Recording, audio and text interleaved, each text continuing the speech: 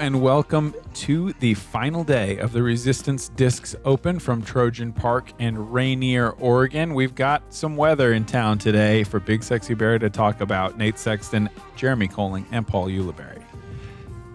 And it really wouldn't be Rainier without that rain we've got today. And you can see that already here with Adam Hammis. He has not missed the putt inside the circle. He has not thrown he's thrown OB one time. 20 under par right now, just 2 back. The local favorite, Scott Withers, also not missing a putt inside the circle. And he does not mind the rain, you can tell. And just 7 back of the lead, we have one of Michigan's finest, Tim Barham. Tim minds the rain. Sure. And we have the young gun, 16-year-old Cole Redalen. 100% inside the circle as well. I'm Paul Ulibarri with today's Bushnell hole breakdown. You can find the Edge Disc Golf Rangefinder at the link in the description. Hole 1 is a great starting hole here at Trojan Park. It has everything that you're going to see throughout this tough course. OB, tall trees, long grass, and even a little water. With the basket sitting behind all of those obstacles at 419 feet, getting a look for birdie will be rare. Can you knock down a long 2 to start your round? Or will a different score be your fate? Let's see how it plays out. And I'm sure you'll see that a lot today. The hunched over, keep the disc dry. Oh, goodness. Pretty fortunate there. That path is out of bounds. So if that's really any higher, it might challenge the left side OB. That's the one thing that you see when it gets super rainy is when you get that sidearm grip, sometimes it's a little bit too grippy. And then it just hooks onto the finger and you see him kind of turn it over. This looks also a bit turned over. Yeah. Ooh, it's the very first tree. I don't think either of those are going to be simple. No, not at all. Adam probably in a little bit better position, honestly. Yeah, I think you take the distance being on the left side. It's more open of the approach. Scott's going to have a lot of low ceiling gaps. They're all about 10 to 15 feet. They're all kind of inviting, but not really that inviting. It's kind of tricky. Tim is a player out of Michigan who has a ton of wins, ton of experience. One branch. Hey.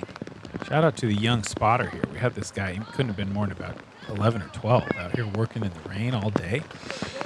We had spotters essentially in every hole. With the rough as thick as it is out here, you need spotters, and we had them.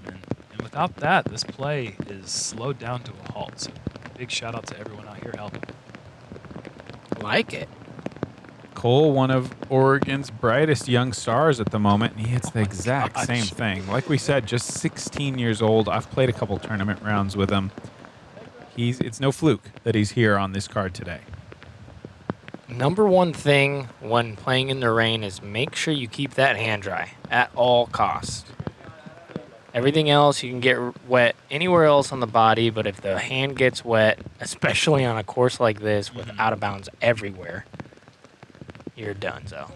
Oh, and Scott has the open window. He's actually farther left than I thought, but that is a very early errant shot. He's going to have to hit a huge putt. Yeah, and he's been so accurate with that little flick up shot over the last couple rounds. Cole has a Macbethish putt. Oh my. Okay. That was attacking for sure. That was a He reminds you of Macbeth on the certainly. putting green for sure.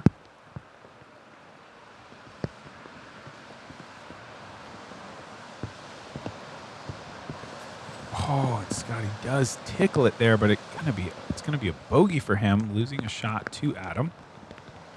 Cole's kind of at that perfect age where you're going to start seeing a lot of players start putting looking like Ricky, looking like Beth, looking like Eagle. For those players, obviously that's who they're watching, and that's who you want to be like. So, of course, why would you not? Maybe you'll see a couple doing a little flip in their hand. I don't know. Those guys are probably 25 already.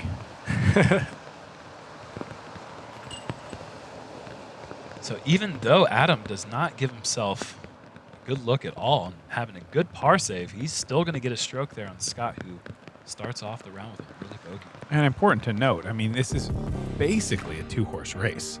There's a big gap there. So it's really Scott versus Adam right now. A lot can change, of course, but you know that it's going to be those two guys head to head. Hole 2, par 3, 235 over the water.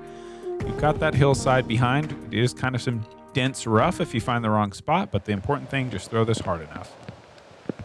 If there was a day for somebody to come from behind, today could be one of those days. You were right about that. It's, like I said, as soon as everything gets wet, you're done. So it's about coming to the course, being prepared, having enough towels, maybe even having that caddy. Tim, this has got to go. Okay, just carrying. I agree with you, Paul. I think today a caddy is just as important as a towel. I mean, having a towel is great, but if you don't have a caddy, they're organizing everything for you, drying off your putters after you have to line up your next tee shot. It just takes too much time, and you're just getting soaked. It's pretty exhausting as well because you're bent over all the time. Your back gets stiff. Like it's not easy, and everybody knows it's not easy. But then trying to win a big Silver Series event, I mean, gets a little bit harder. I promise, because I've never won one. Scotty, early release here, and with those 4 shots now coming to rest on the ground, we got to give a shout out to Angie Marweed getting the hole in one, getting that $100 bounty. Great shot. Oh, Tim, right with his effort. Should be Scotty next, and as you can see, thick rough. Now he's drenched. Yeah, that's the biggest sacrifice. Not only is he getting a par on the easiest hole in the course, he's going to be soaked. And looking at the radar for the weather, there's no signs of stopping here today. This is going to be a rainy one all day long. Tough on the camera guys as well, I must say. It's keeping the equipment dry for the player and the camera. Really difficult. You're gonna give them a shout out after they did you dirty there in the last round. It's like what they have all the power in this relationship. What can I do other than just cozy up to Mike and just say, please, Mike, I'm sorry, I don't know what I did. Just please. Just put up someone else. Let them make a great putt. Just don't put up me whiffing, you know? It was always like a running joke. Like, Eagle, what are you going to be when you get older?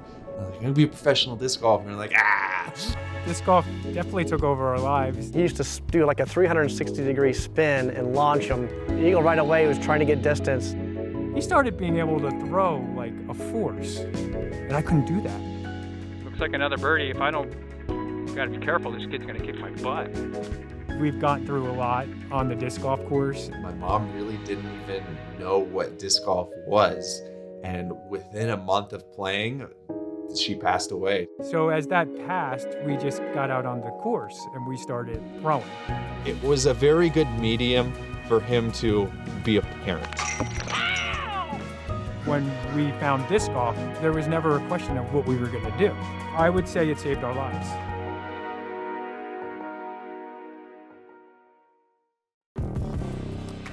Wow, make sure to tune in this Friday, June 18th, for the premiere of an Eagles Trail. I am really excited to see that. Pat he's one of the best father figures out here on tour. He's out there watching every single tournament. That's pretty cool. Yeah, that's going to be an amazing story to just kind of watch, and we've been lucky enough to kind of see it unfold before our eyes over the last couple of years. So then to put a little bit, oh jeez, he does it again. Yeah. What the heck, man? Sorry, Paul. No, just to bring it to life, yeah, as Adam just absolutely laces it again perfectly in the soaking wet. And Cole with a nice shot also. That's going to skip, the second to last tree caught him. That was a great shot.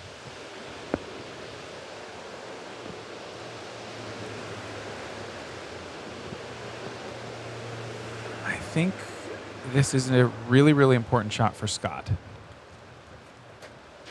I have to agree with you. This is not the start he was looking for. And he is going to go safe. Wow. And really safe. Yeah, in round 2, we saw him pretty much park it with the backhand over the water, but not electing to go that scary route, and he is still away.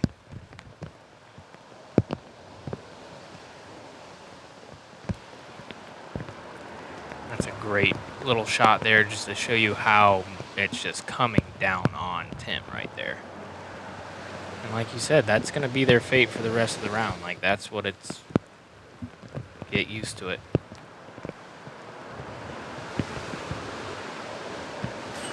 Oh! Great looking effort. Yeah, it was.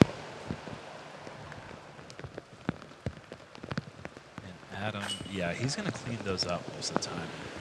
This man is in a very comfortable spot right now, 5 clear of Scotty, who's the only person who really has a chance of tracking him down. And his putt is just so clean. He's so confident right now on the greens. Well, it's the dream start. If you're Adam, I mean, you sleep on that lead. You're kind of, not that he's necessarily super nervous, but you're antsy. You want to win.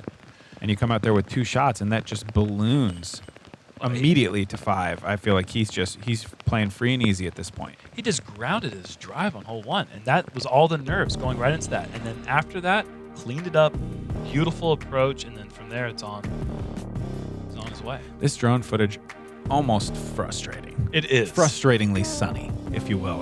The hole 4, par 4, 675. This one has the path OB on the right side. So if you try to be a little bit too safe and stay away from the water, you could find yourself OB right. You'd like to stay as close to the water as possible with your tee shot to shorten this next shot, which can be easily close to 400 feet from the landing zone. So the longer of the 2 shots, certainly the second. Maybe a couple anglers at home watching that little trout jump up. They're probably a little frustrated too, seeing that little bugger get away. With nobody even on his tail. There's a nice shot. Pretty conservative. He's out near the edge, didn't push a ton of distance. Yeah, he sacrificed a little bit of distance, but kept it close to the water, like you said. He's going to be, my guess is 410. This is pushing that right side. It's doing more than push it. That's gonna be very scary. It's really bad because not only you're OB, but you're really far from the basket over there. And not a great run up. He's going to have to be running on that slippery little path there. This is what you like to see. Wide coming in. Nothing but dig. Yep. That's great. Tim's a great both-way player. He can throw the forehand and the backhand, and he's a good putter, so he's always a danger. He's not going to impress you with his distance, but he's just going to, he's a veteran, so he's going to place his shots where he wants, just like that one right there. Those were almost identical. They're just going to pick their spots. The main thing about today is to be patient, especially if you're somebody like Tim, because it's a long round. You're necessarily not trying to win the tournament, but Cole needs to be careful here. Oh, that's not good. That's in the water now. And this is a nightmare hole right now. Oh, goodness.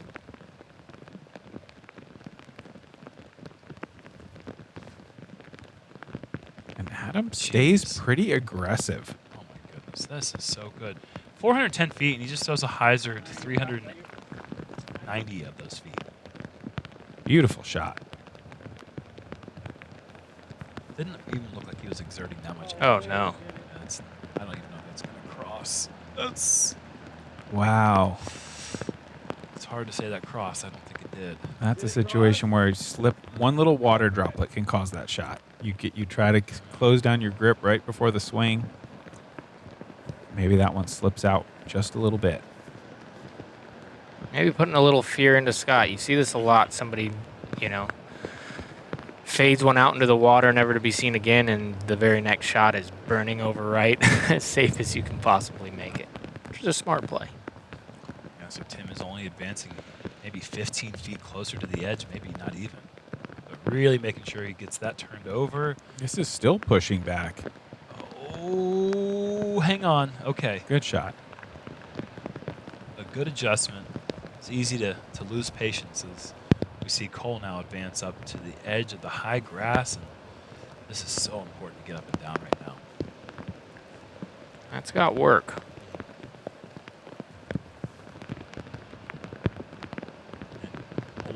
While the top 2 might have a little bit of breathing room from the rest of the field, third place tied coming into this round with Tim and Cole. They were only one ahead of a bunch of players on second and third cars. Great putt there. 4-6.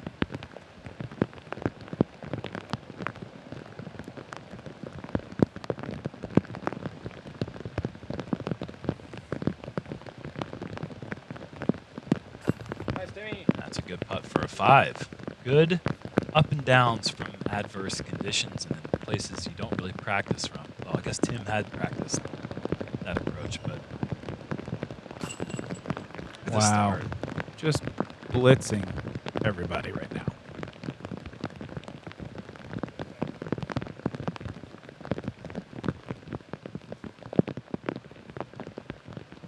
Scott's not used to this. Scott's not used to playing B tiers in Oregon, being down 6 with 14 holes to play. While being cleared by 5 to the next person on the card. That's not something that he's. Well, dealt Adam's with not many here times. and he's doing his thing. Who's not here?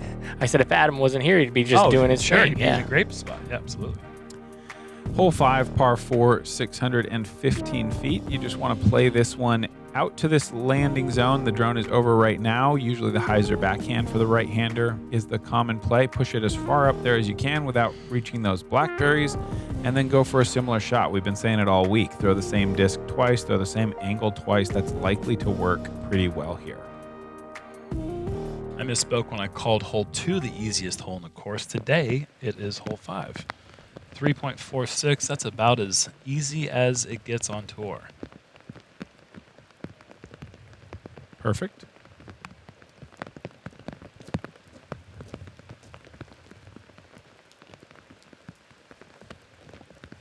Basically, I'm saying you have to be an idiot to bogey it. That seems a little aggressive. Towards myself. I'm one of a couple players in the field to do it. Those other guys are like, what the, what? It was a good bogey. That was meant for me. That was meant for me. Don't you worry. That was not meant for you. I'm sure you had a I can tough only go. throw it 150 feet. I threw a good tee shot, okay? I'm just going to say they probably were in bad spots. This kid's pretty smooth. Oh, very, very smooth. And he throws it big, too. Easily 500 feet. And that's exactly where you want to be. It looks like in the perfect position. Right side of that green grassy area is the good spot to be.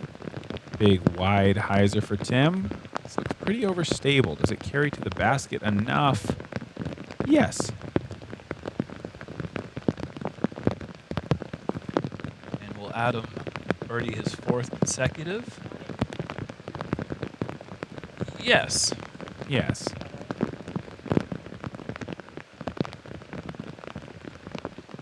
And will Scotty get on the birdie train? Yes. Maybe the eagle train? Oh, wow, drawing metal.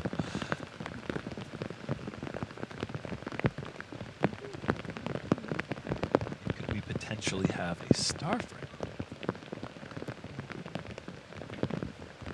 Yes. Go in. Oh! So just a few short putts left to have our first star frame of the round.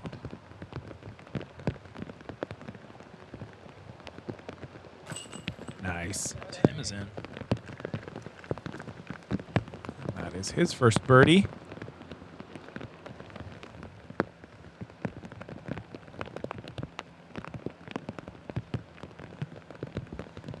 Cole in and back to even par for the day. And good bounce back for the young fella. And look how this is shaping up. Scotty needs a birdie to get to even par. It's just a slam dunker. Adam going to go to 4 under when everyone else in the group stands at even. It's just the rich get richer.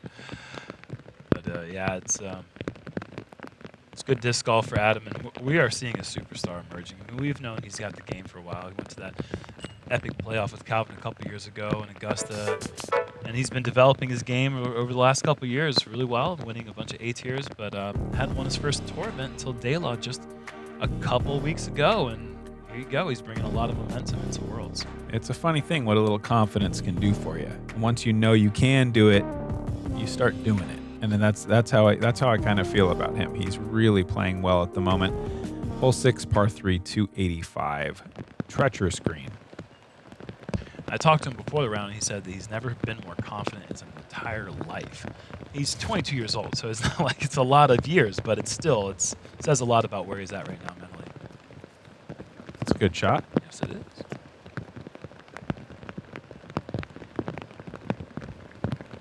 He's just kind of dropping darts on him. Scotty is shy. This needs to sit. It appears to have done that. That's the second time we've seen Scotty come kind of short across this green, and the long grass has caught him pretty well, so he's still got a circle one putt. Very forgiving green. It really is. Ooh, that's gotta get grass. I mean, okay. even that, like, kind of a shank. Scotty's was a shank. Both of them on the green for putting.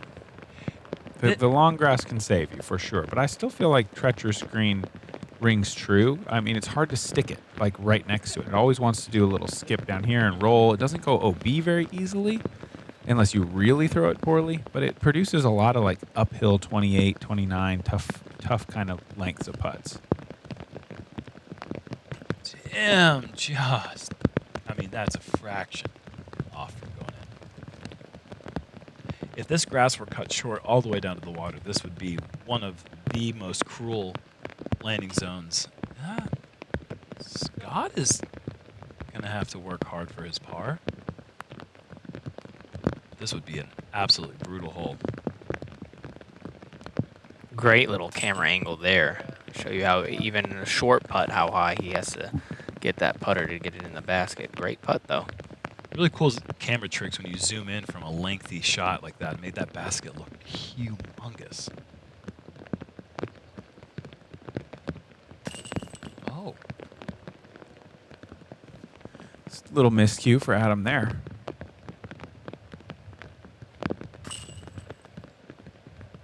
Yeah, and that putt was just a slam it home right there. 5 in a row. In these conditions, that would have been pretty crazy.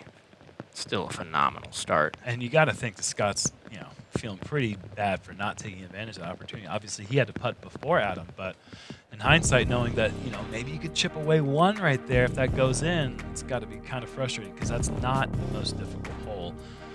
And, yeah. Hole 7, par 3, 420, OB on the right side, defined by the road, and then a paint line down the left. This one is all about pushing straight as far as you can, just coming in right before those trees to where the green is a little bit wider. If you saw it off early, you're almost certainly out of bounds left. This is doing just that. It needs to hit a tree hard.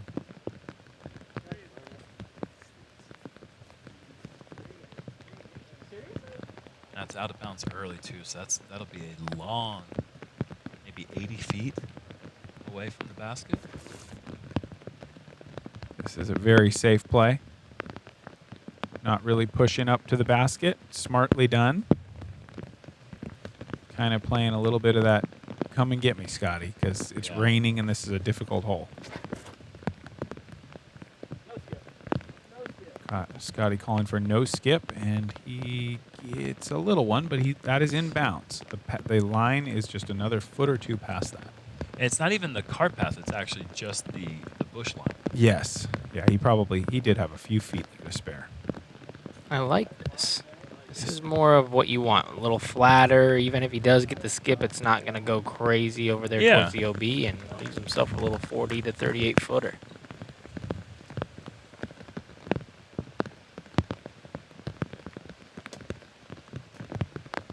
Cole from range will just have to settle for the bogey here. That'll bring him back to even par for the second time in the round. I guess for the third time in the round. Started even.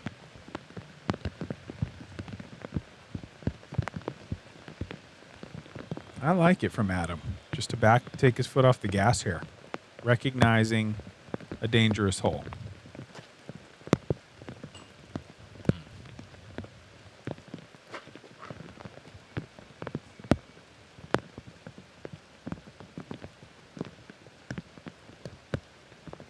Great look at Tim there, taking a nice deep breath. At least he got a little oxygen. Yeah? True. You got to take positives where you can. Yes. At least we're all still breathing. Oh no! Roll! Word of the day is oops! Look at him, look at that face. Oh no! That's brutal. He just walked away. I'm gonna walk away. I think Eric's about to get slapped in the face. You guys suck.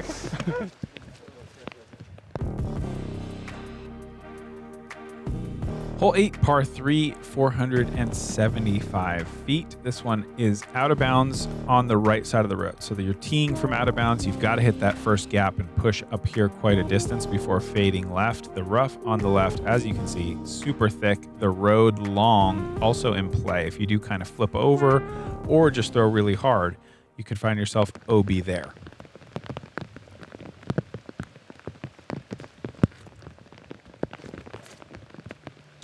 Love it. Yeah. Going with that Z-force, getting a little skip around the corner, and that's going to be just outside the circle.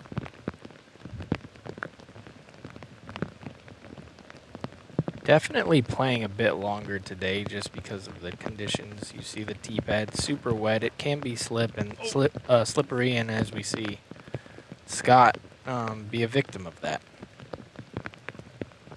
Stays in bounds, but he's going to be totally blind from there to the basket. And depending on how close he is to that bush line, you might have to go forehand Anheuser approach. Nice and wide and safe. Still got 60 feet, maybe 50 feet left. See if Cole can get a good grip on this and show a little bit of that power.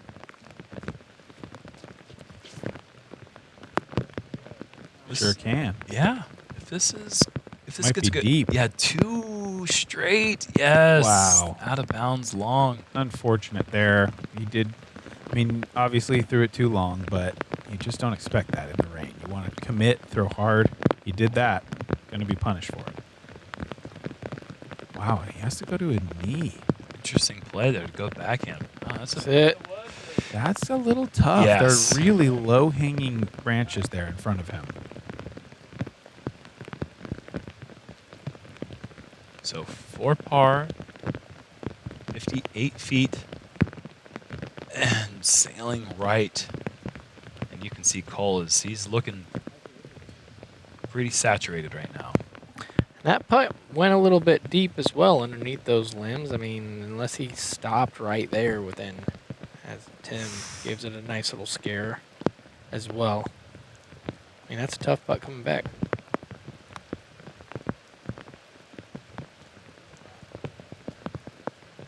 All these are going to be little testers. I think Adam's close enough that shouldn't be a problem, but I really think that Cole and Scott are going to have tricky little putts with this low ceiling. Wow, you were right, Paul. That was really tough. Yeah, wondering if he was even outside the circle. Looked like he kind of caught himself. I saw that as well.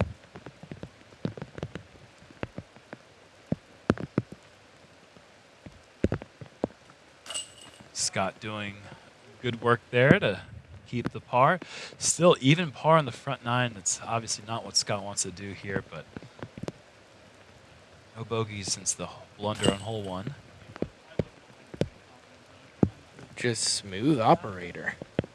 Adam just tapping in another easy par. No stress at all. I think the way he's playing, I don't sense a lot of stress in his future today. I just think he's playing a smart game. We'll see what happens. There's a lot more water left, of course. Paul, why don't you take us through number 9? Par 4, 607 feet. There's a gap on the left. You're going to want to hit a sidearm that goes around to the right. Most people are going to do that. You can fit a backhand through there as well. There is a mandatory on the right, kind of forcing everybody down that alleyway. I've heard of a couple rumors of back in the day, a couple cut rollers being dropped down. I don't think we'll see that today, but we'll see what these guys, if they can fit that sidearm through that left gap. Or a cut roll, possibly. Lining up, cut. No, he doesn't go cut roller. He switches it to the forehand last second. And he does actually hit a tree there. In bounds, though. Uh-oh. Talk about the stress coming up. Well, maybe 6 strokes. a little tiny taste. Scotty has been playing this hole very, very well. And there you go. Hey, one at a time. Yep. You know, that's how you do it. Absolutely. And on a course like this, once you get to this back 9, after the next 2 holes, It's more of a 2 at a time situation back there. yes. But 2 at a time happen all the time. Yeah, that's what I'm saying. Yeah. It's like there's strokes to be lost.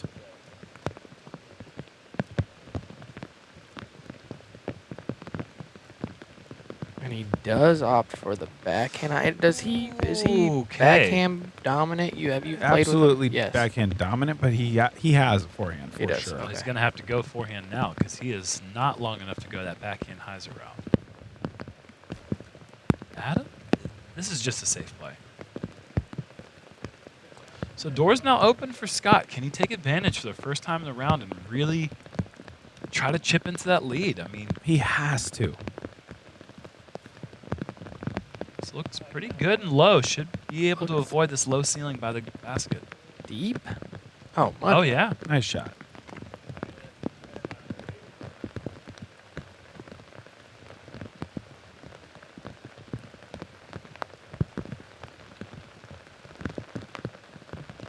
Little high. Can it get through the limbs? And it's going to drop down short. It's going to be a tricky putt. So here's the first forehand we've seen of the round from Cole. And it's going to be inside.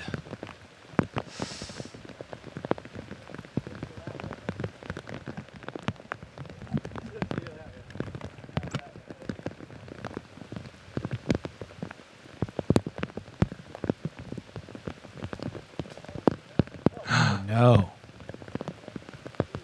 It's going to have to work for the par now. While Adam just has this layup jump putt to secure his 4 under front 9. That's like 90 feet. I mean, Yeah. honestly, when you have a spin putt from that distance in conditions like that, it makes it a lot easier than having to throw something or even throw that little chop sidearm in there. I mean, the accuracy from that distance, it's not something that I have, and I know that I'm very jealous of the touring players who do. Beautiful putt there from Scott, and one that he needed. Absolutely. So that's going to bring Scott to 1 under in the front 9. Probably, I mean, I feel like if you're thinking about these conditions, as Cole has his putt for par that he makes, you're thinking 3 to 4 under is a great front 9 score. 1 under just doesn't feel like it's getting it done, especially when you're trailing. Adam, though, he's doing exactly what he needs to do at this point. He's got a 5-stroke lead with just 9 holes remaining. Tim and Cole need to turn things around in the back 9 to make sure they don't get leapfrogged by second and third card.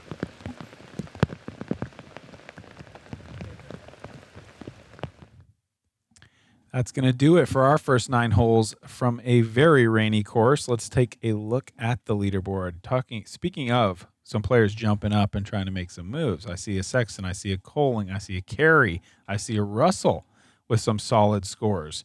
The 4 of us were playing together, putting up some pretty good numbers on the second card and moving up into those podium positions potentially. 9 holes left here in Rainier, Oregon, living up to its name. Thanks to the Founders Club. We'll see you momentarily.